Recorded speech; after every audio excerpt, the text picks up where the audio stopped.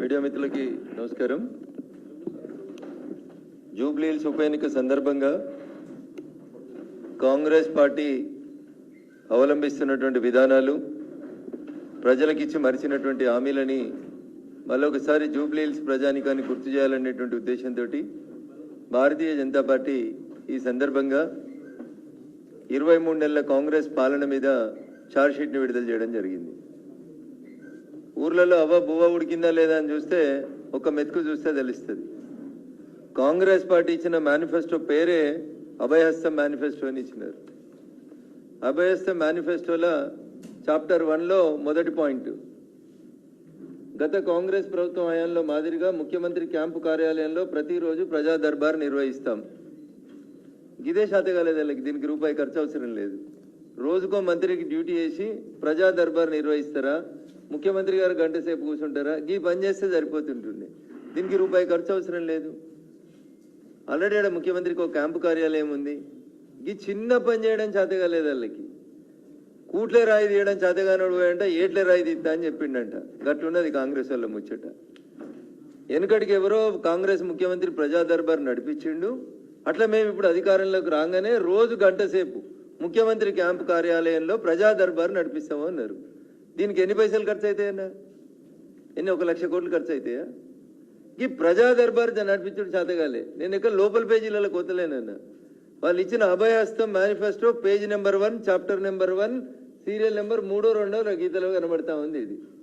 దీనికి 1 రూపాయి ఖర్చు కాదు. కుర్చీలు పాతే, ఆఫీస్ పాతదే, మైకులు పాతే, అన్నీ పాతే ఉంటాయి. వచ్చేటోళ్ళు కొత్త వాళ్ళు వస్తారా, పాత వాళ్ళు వస్తారా తర్వాత. ఈ ప్రజా దర్బార్ పైసా ఖర్చు లేకుండా వీటిని నడపడం చేతగాని వాళ్ళు అంటే వీళ్ళు చాలా ఎత్తము అన్నారు. ఎన్నికల కంటే ముందు రాహుల్ గాంధీ వచ్చినప్పుడు అడిగిరు మీడియా మిత్రులు, మరి మీరు మస్తు హామీలు ఇస్తున్నారు సార్, ఈ ఇచ్చే హామీలకు అన్ని పైసలు ఆడికేలు వస్తాయి, ఎట్లా చేస్తారు అని అడిగితే రాహుల్ గాంధీ గారితో చెప్పిర్రు. రేవంత్ రెడ్డి చెప్పలే అప్పుడు పిసిసి అధ్యక్షుడు. రాహుల్ గాంధీ గారితో ఒక మాట చెప్పించారు. ఏమిచ్చిర్రు? 1,00,000 కోట్లు కక్కిస్తాం. ఇది నేను చెప్తుంది కాదన్న, ఇది 1,00,000 కోట్లు కక్కిస్తాం. ఎవరు చెప్పారు? రాహుల్ గాంధీ గారు. ఎవరి దగ్గరికి వెళ్ళి? నిన్నటిదాకా ముఖ్యమంత్రిగా ఉన్న ఆయన కుటుంబం దోసుకున్నటువంటి ఆస్తుల విలువ 1,00,000 కోట్లు. ఇవి కక్కించి ఇందిరమ్మ ఇల్లు కడతాం, 4,000 రూపాయల పింఛన్లు ఇస్తాం, ఆడబిడ్డలకి స్కూటీలు ఇస్తాం అన్న. మరి ఇప్పటికే 33% నీ పాలన సమయం పూర్తి అయింది.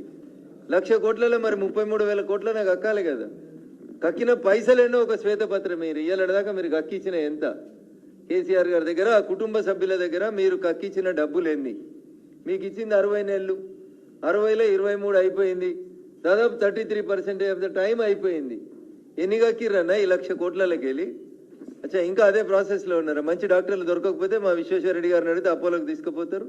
కడుపులు ఏమైనా ఉంటే కక్కిస్తారు. కావాలంటే మేము కూడా సాయం చేస్తాం దానికి, కక్కించడానికి ఏమైనా ఉంటే. ఇంకా ఏం మాట్లాడిరు వాళ్ళు? పెద్ద మాట మాట్లాడిరు రేవంత్ రెడ్డి గారు. జియో 111 రద్దు చేయడం వెనకాల 1,00,000 కోట్ల కుంభకోణం జరిగింది. జియో 111 రద్దు చేస్తే 1,00,000 కోట్ల కుంభకోణం జరిగింది. ముఖ్యమంత్రి గారు దీంట్లో ఇప్పుడు ఈ జియో 111లో అప్పుడు వాళ్ళు ఏం దోషిరో మాకు తెలియదు, కానీ ఇప్పుడు మీరు కూడా దోస్తురు. మీ దోస్తులందరూ దోస్తురు, మీ కుటుంబ సభ్యులు దోస్తురు, మీ పార్టీ ఎమ్మెల్యేలు దోస్తురు, ఎంపీలు దోస్తురు. 1,00,000 కోట్లు. నేను చెప్పింది కాదన్న, జియో 111 రద్దు వెనుక 1,00,000 కోట్ల కుంభకోణం. ఈ పరిధిలో కేటీఆర్, కవిత, హరీష్ కు భూములు 80% భూములు కేసీఆర్ బంధుగణం బినామీలవే. మరి ఎందుకన్నా ఒకటి వెనుకకు రాలేదు? బినామీ చట్టాన్ని రద్దు చేస్తూ భారత ప్రభుత్వం ఒక చట్టం తెచ్చింది కదా, ఆ చట్టాన్ని ఉపయోగించండి. మరి ఆ భూములు వెనుకకు తీసుకోండి. 1,00,000 కోట్ల కుంభకోణం రాహుల్ గాంధీకి అక్కిస్తానే, ఈయన భూములలో 1,00,000 కోట్ల కుంభకోణం అనే. ఇది బాయ్ అది బాయ్, ఇంకేం రాకనే పాయ్. ఇంకోసారి ఇంకో మాట చెప్పారు, కాంగ్రెస్ అధికారంలోకి వస్తే కేసీఆర్ అవినీతి సొమ్ము కక్కిస్తాం. బోధన్, ఆదిలాబాద్, వేములవాడల్లో సభలు 26 నవంబర్ 2023 నాడు చెప్పారు. ఇది నవంబర్ 1వ తారీఖు నాడు మాట్లాడుతూ ఉన్నాం. మనం కాంగ్రెస్ అధికారంలోకి వస్తే కేసీఆర్ అవినీతి సొమ్మును కక్కిస్తాం. ఈ హెడ్డింగ్ మంచిగా నచ్చిందన్న నాకు, అన్నిటికంటే ఇది మంచి హెడ్డింగ్. ఇది ఎన్నికల కంటే ముందు పాత ప్రభుత్వాన్ని వీళ్ళు ఏమన్నారంటే 30% కమిషన్ సర్కార్ అని చెప్పిర్రన్న. ఇది రాజకీయ విమర్శ అనుకుందాం ఒక్క నిమిషానికి. ఇలా మేము చెప్తలేం, బీజేపీ వాళ్ళని చెప్తలేం. సెక్రటరియట్ కాడికి వచ్చిన రోజు కాంట్రాక్టర్లు చెప్తున్నారు నాకు 10 లక్షల బిల్లు రావాలంటే ఏదో మళ్ళీ పర్సంటేజ్ అడుగుతున్నారు అన్న అని చెప్తున్నారు. ఆ పర్సంటేజ్ ఎంతనో ఇప్పుడు రేవంత్ రెడ్డి గారు చెప్పాలి. మీరు అధికారంలో ఉన్నప్పుడు టీఆర్ఎస్ మీద చెప్పిన మాట 30% కమిషన్ తీసుకుంటుందో అని చెప్పారు. ఇవాళ మరి మీ సర్కారు ఎంత తీసుకుంటుందో, నేను ఏ మంత్రి ఏం మాట్లాడిండో, మీ మంత్రులు ఏం మాట్లాడారో అవన్నీ వీడియోలు ఆడియోలు ప్లే చేయమంటే ప్లే చేయడానికి మేము సిద్ధంగా ఉన్నాం. హైదరాబాద్లో చివరి మాట చెప్పి ముగిస్తా, చాలా మంది పెద్దలు ఉన్నారు. ఆటో డ్రైవర్లు అందరికీ 12,000 ఇస్తాం. ఒక్క ఆటో డ్రైవర్ నన్ను అడుగురన్న, ఇప్పుడు మా పార్టీ ఆఫీస్లోకి అవతలకోయి లేదా గాంధీ భవన్ ముంగట ఒక ఆటో డ్రైవర్ ఆపి ఈ పేపర్ క్లిప్పింగ్ చూపించి అడుగురన్న, ఆటో డ్రైవర్లకి 12,000 ఇస్తాం. ఒక్క ఆటో డ్రైవర్ కన్నా 12,000 వచ్చిందా అన్న? ఇగో ఇదే ప్రజలకి మేము మళ్ళీ తిరిగి గుర్తు చేస్తూ ఉన్నాం. అభయహస్తం అంటే నెత్తి మీద చేతి పెట్టుడు, ఎవరు నెత్తి మీద చేతి పెడితే వాళ్ళు కాలిపోవడం. ఇది కాంగ్రెస్ పార్టీ సంస్కారం. పేరులోనే అభయహస్తం అన్నారు, అది అభయహస్తం కాదు, భస్మాసురాస్తం అనేది జూబ్లీ హిల్స్ ప్రజలను అర్థం చేసుకోమని చెప్పి కోరుతా ఉన్నాం. ఉండేది బంజారా హిల్స్లో, ఒక్కరోజు జూబ్లీ హిల్స్కోలేదు, ఒక్కరోజు జూబ్లీ హిల్స్కోలేదు. జూబ్లీ హిల్స్ కష్టాలు ఏందో తెలియాలకి, కానీ మాటలు చెప్పమంటే మాత్రం బాగా చెప్తారు. సుపరిపాలనలో ఇంకో మాట చెప్పారు, కుంభకోణాలు అవినీతి ఆరోపణలపై పూర్తి స్థాయిలో విచారణ జరిపిస్తాం, అన్ని ప్రభుత్వ పథకాల అమలు కోసం గ్రామీణ వాలంటరీ వ్యవస్థను ఏర్పాటు చేస్తాం. ఒక వాలంటీర్ వచ్చిండు అన్న ఒక్క ఊరు కన్నా, ఒక్క ఊరికి ఒక వాలంటీర్. నేను ఫస్ట్ పేజే చదువుతున్నాను, ఇక లోపలికి పోతలేను. నేను కొత్తగా ఏర్పాటు చేసేటువంటి ఒక జిల్లాకు స్వర్గీయ పివి నరసింహారావు గారి పేరు పెడతాం. వాళ్ళ ఏఐసిసి నాయకత్వం గౌరవ స్వర్గీయ పివి నరసింహారావు గారి డెడ్ బాడీని హైదరాబాద్కి పంపించింది, ఏఐసిసి ఆఫీస్కి తీసుకుపోలే.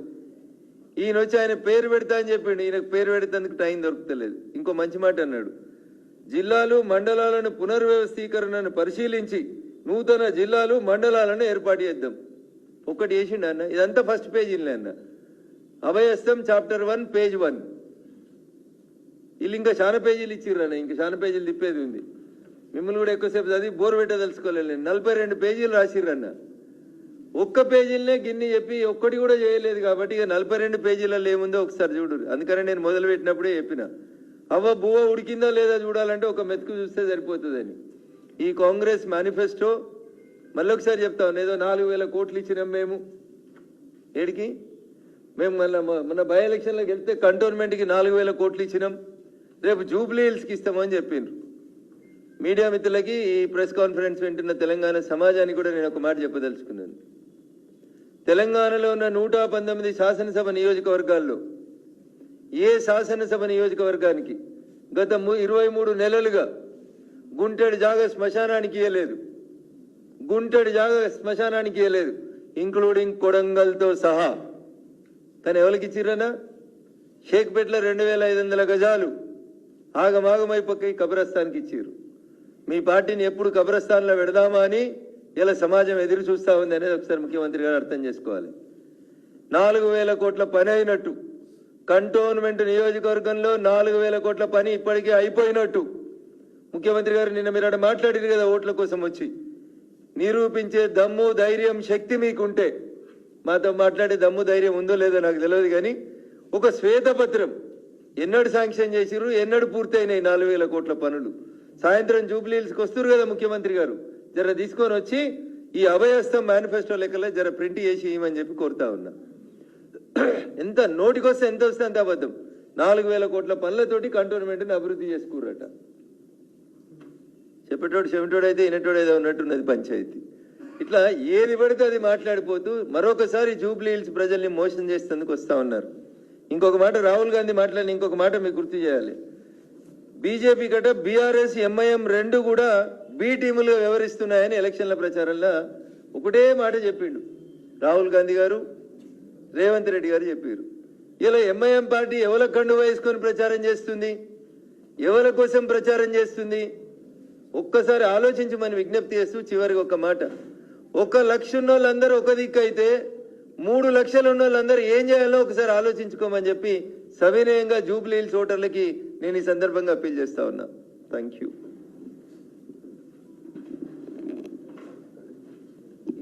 మేనిఫెస్టో లెక్క ఎక్కువసేపు మీకు కూడా బోర్ కొట్టేది.